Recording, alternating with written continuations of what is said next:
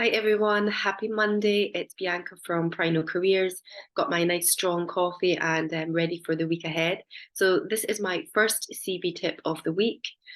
Of course, good spelling and grammar is important for a good CV. It makes it strong, it makes it easier to read, and it flows better. And it also gives the reader the first impression of your written communication. But for international candidates, writing a CV for a UK employer can obviously be extremely more challenging for a number of reasons. Even if English is your first language or you're extremely fluent, you might not be aware of the style of writing expected for the UK or some nuances in the language, like words for employability that are often called buzzwords in the UK, which employer and recruiters look for.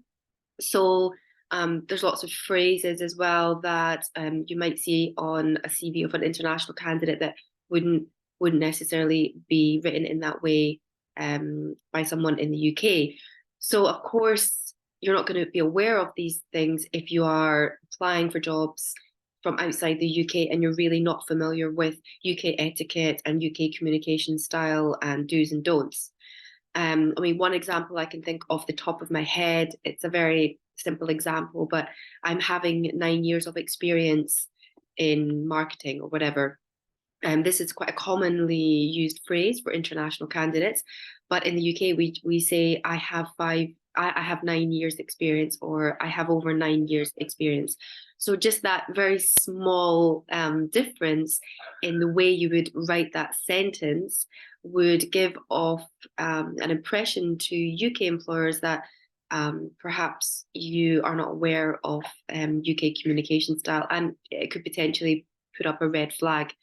But it is CVs in the UK. I often spend a lot of time with the CVs I receive from international candidates, trying to work out what it is they mean to say, and then helping them write it in a way that is UK friendly.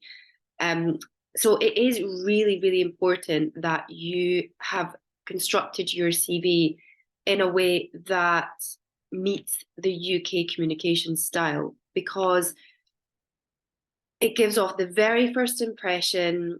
It would put up, again, red flags for employers who might think, if you aren't aware of the UK communication style on your CV, how would you manage in a workplace and communicating with people face to face and so on?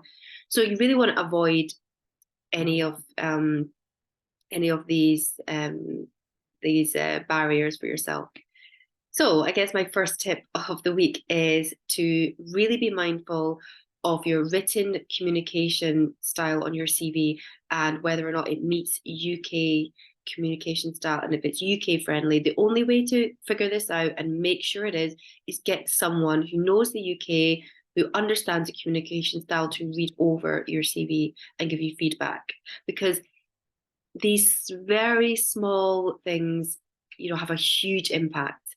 So that's my first tip of the week. And thank you very much for listening. And tune in for more coming. Thank you very much.